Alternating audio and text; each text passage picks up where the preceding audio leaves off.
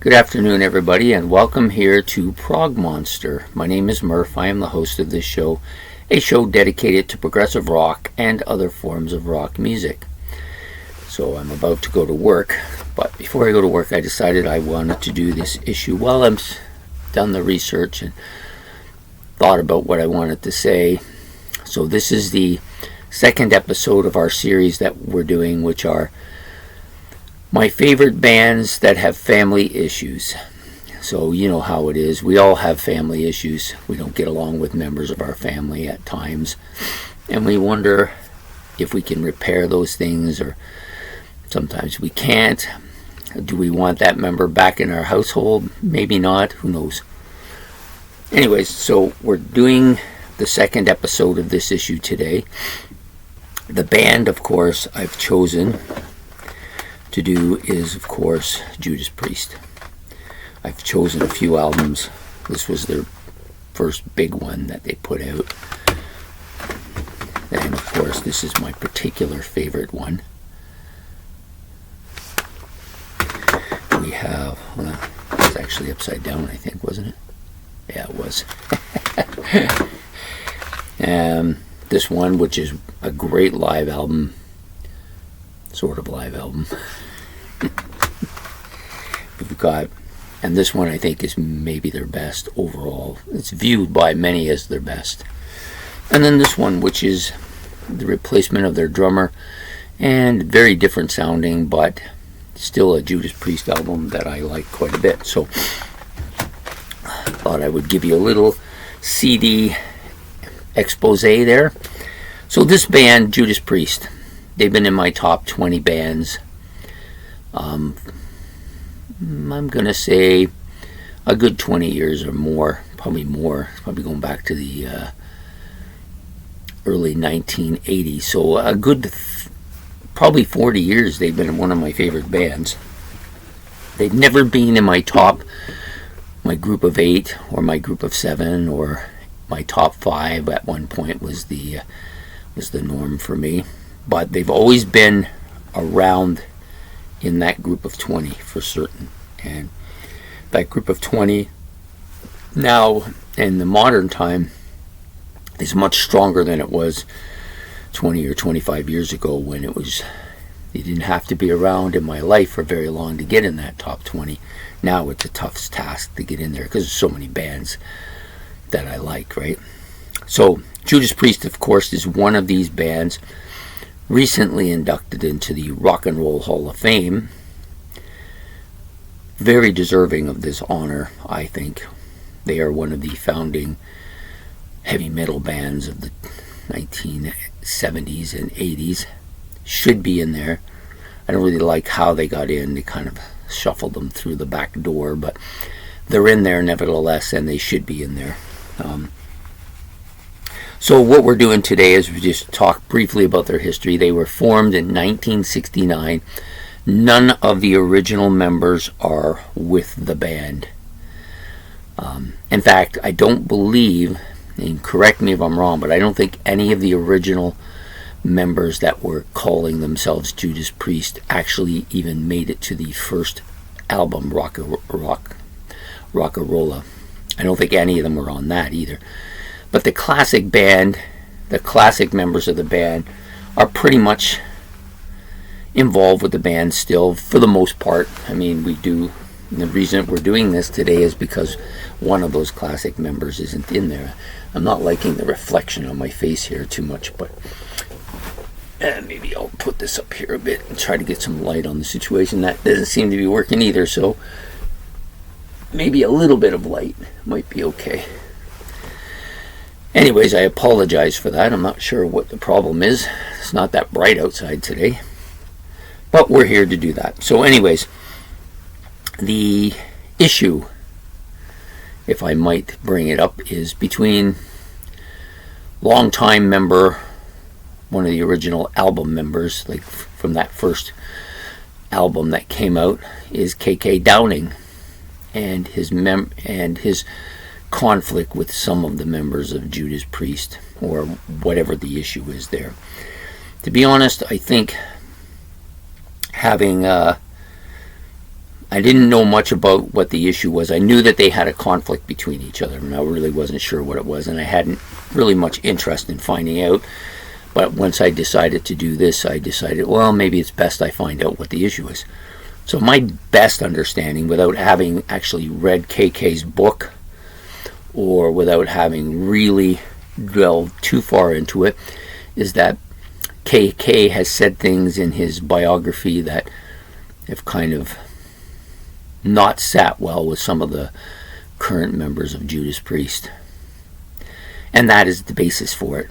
To be honest, having read what some of the issues that KK brought up, and then listened to the responses by, in this case, Glenn Tipton, the other guitar player in the band, a couple of things from Hill and Halford as well, I've come to the conclusion that really what's happened here is that KK wasn't enjoying what was happening when he left the band.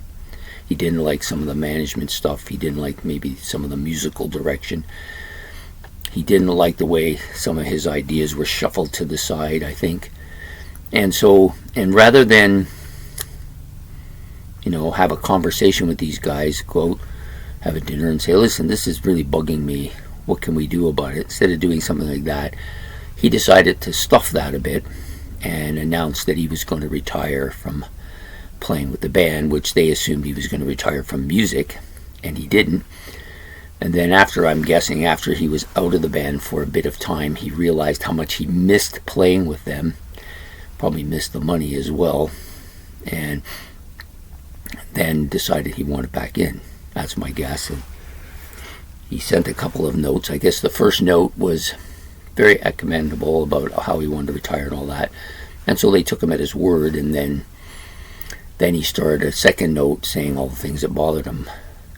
So do I really fault KK for this? Not really. I think it's tough to discuss with people you've known for a long time stuff that's really getting under your claw and that you want to do something about, and you're worried about how they're going to receive it and all that. And then sometimes you panic and say things you wished you didn't say. That happens all the time. So I get where he's coming from, but I also get where they're coming from too. He said some not such flattering things about Glenn Tipton, and not just professionally but also personally, which I think is a mistake. If you want to say these things, you should say them to their face, like have a get together and talk about it, rather than them finding out from a book you've published so that the whole world's finding out as they find out. That's not really a good way to do business. So anyways, I can see why they don't want him back in the band. They've got no interest in having him. Not after what he said, and I understand that. I see his point. He would like to be included in some of the stuff that's come up. I think he did perform, I may be mistaken because I didn't see this, but because I don't really watch Rock and Roll Hall of Fame, but I believe he did perform with them at the Rock and Roll Hall of Fame, but that's it. He thought maybe that might lead to him rejoining the band. He also thought that they might have called him to come and rejoin the band when Tipton announced that he wasn't going to tour with the band anymore because of health issues. And I also think that he wanted to be part of the 50th anniversary tour. And there's been no response for them to have him back there. He retired and said what he said, and they just don't have any interest in having him in there. I get it. So where does this mean? What does this mean? Well, I'm not going to weigh in on who I think is right or wrong. Doesn't really matter what I think.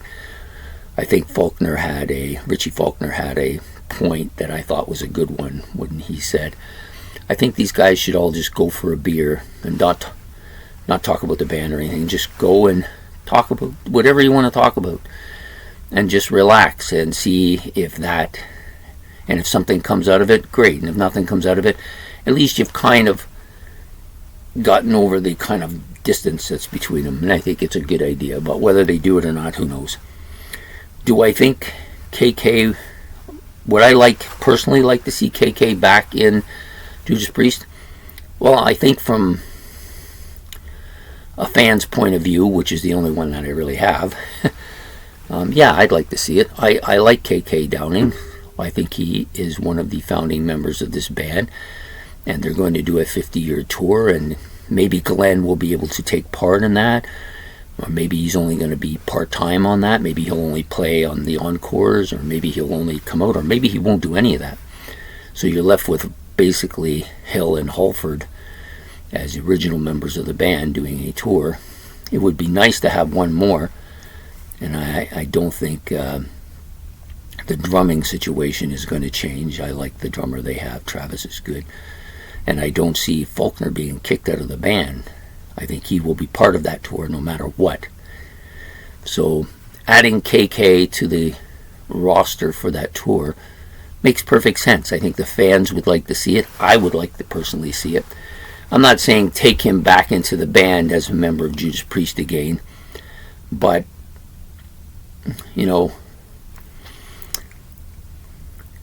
want to stoop either. So I think it makes sense to do the tour, have him in it on the tour, but make sure he understands that this is not going to be a remarriage. We're not getting married again, but we're willing to be friends, and as friends we can do this tour together and celebrate what we had as members of Judas Priest for all those years. And KK was in that band for 40 years, and the Rock and Roll Hall of Fame recognized that, and that's why he was inducted with them. And I think that it makes sense to have him on the 50th anniversary tour, in my opinion. If it doesn't happen, I'll probably still be interested in seeing how that goes out. I know they're planning on a new album next year. I like Judas Priest. They're one of my favorite bands. They have a whole bunch of albums that are just fantastic, and I think they deserve to be recognized here today.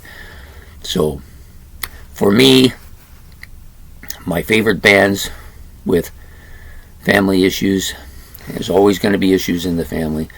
I personally would like to see KK in the band, at least for that tour, if nothing else.